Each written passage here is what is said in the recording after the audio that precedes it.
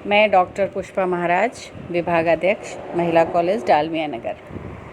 आज मैं BA part 3 की स्टूडेंट्स के लिए 6 पेपर में साहित्यालोचना के सिद्धांत के अंतर्गत आपको जो काव्य एवं गद्य साहित्य के प्रमुख रूपों एवं विधाओं का परिचयात्मक अध्ययन करना है, उसमें मैं चंपू काव्य के विषय में बताऊंगी। चंपू काव्य की उत्पत्ति कैसे हुई, उनका विकास कैसे हुआ, इस पर आज मैं आपको बताती हूँ।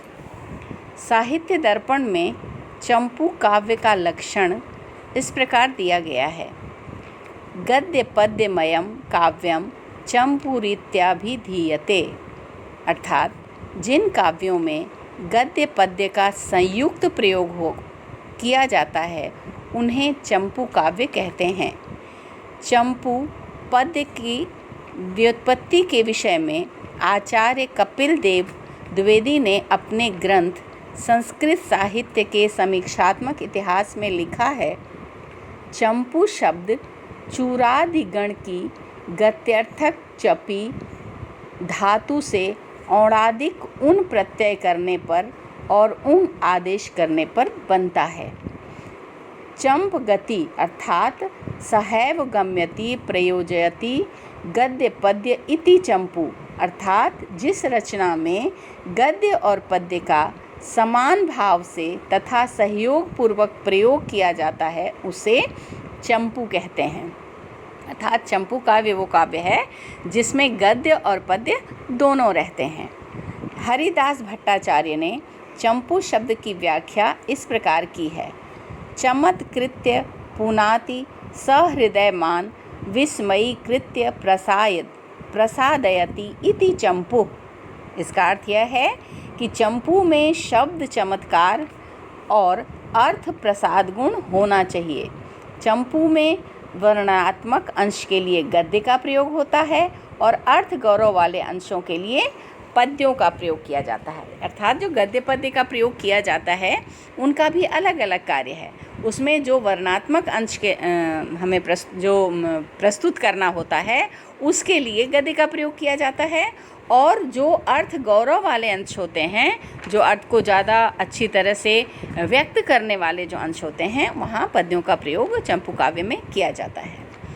भोज ने चंपू रामायण में चंपू के विषय में कहा है कि उसमें पद्य के सम्मिश्रण से गद्य उसी प्रकार आह्लादक हो जाता है जिस प्रकार वाद्य के मिश्रण से गान।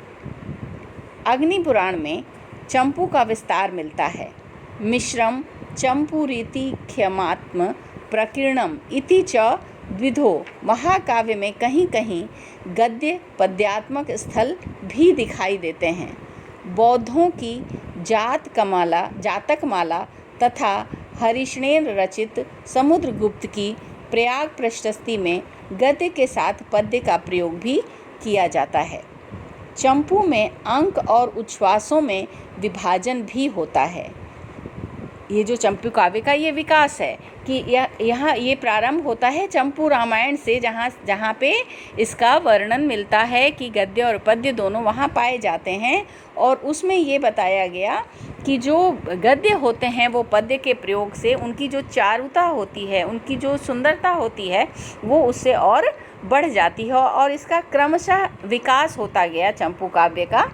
चंपू में वासवदत्ता, कादंबरी, हर्षचरित आदि गद्य काव्यों में भी यत्र तत्र पद्य पाए जाते हैं, किंतु वे प्रधानतया गद्य में ही हैं। इसे चंपू काव्य नहीं कह सकते। जहाँ पद्य बहुत थोड़ी सी मात्रा में वास्तव में वो सिर्फ गद्य ही हो, उसे हम चंपू काव्य नहीं कहेंगे।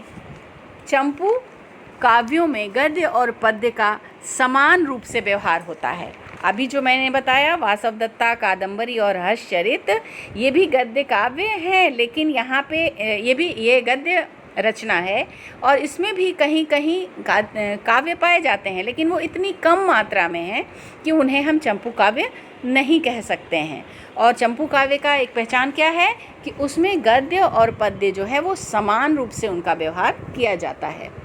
चंपू परंपरा का प्रारंभ सर्वप्रथम अथर्ववेद में प्राप्त होता है।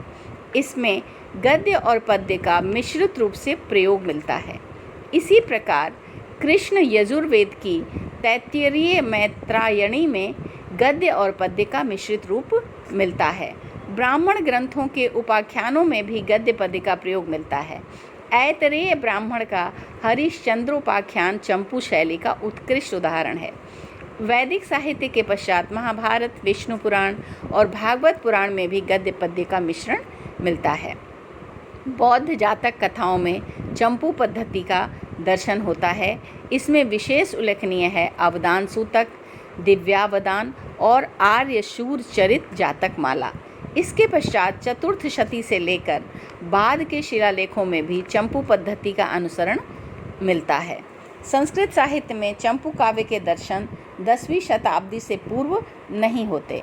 10वीं शताब्दी के पूर्वार्ध में त्रिविक्रम भट्ट के द्वारा रचित नल चंपू ही सर्वप्रथम चंपू काव्य माना जाता है। इसके पश्चात 10वीं शताब्दी के उत्तरार्ध में सोमदेव सूरी, यश तिलक चंपू लिखा गया। नल चंपू के अतिरिक्त त्रिविक्रम भट्ट के द्वारा रचित मदालसा चंपू काव्य भी प्राप्त होता है। नल चंपू राजा नल और दमयंती की प्रणय कथा है। इस नल चंपू में नल और दमयंती की प्रेम कथा का वर्णन किया गया है। इसकी काव्य शैली अत्यंत परिष्कृत है। हिंदी में मैथिली शरण गुप्त यशोधरा को चंपू काव्य कहा जाता है। इसमें गद्य पद्य दोनों का प्रयोग हुआ है। यह काव्य रूप अधिक प्रचलित न हो सका और न ही काव्य शास्त्र में इसकी विशेष मान्यता हुई। ये जो चंपू काव्य है इसको वास्तव में बहुत मान्यता नहीं मिली और इसका प्रचार प्रसार बहुत ज़्यादा नहीं हुआ। अब आप हिंदी में देखेंगी तो एक यशोधरा ही ऐसा है जिसे हम चंपू काव्य कह सकते हैं, क्योंकि उसमें गद्य और पद्य दोनों का प्रयोग हुआ है और इसे काव्य शास्त्र में बहुत ज़्यादा मान्यता भी नहीं दी गई। संस्कृत साहित्य में अनेक शताब्दियों तक चंपू काव्य भाव प्रकटन का लोकप्रिय माध्यम रहा है, लेकिन संस्कृत साहित्य में इसे थोड़ी ज़्यादा मान्यता मिली, ये ज़्यादा लोकप्रिय रहा है वहाँ। परंतु उत्तर भारतीय भाषा विज्ञान में इसका प्रयोग कम हुआ है और जो दूसरी भाषाएं हैं संस्कृत के अलावा जो अन्य साहित्यिक रचना हुई उत्तर भारतीय भाषाओं में, उसमें आपको चंपू काव्य का बहुत ज़्यादा प्रचलन नहीं दिखाई देता है। किंतु आज भी बहुत सारे कवि और लेखक हैं जो इसका प्रयोग कर रहे हैं। धन्यवाद।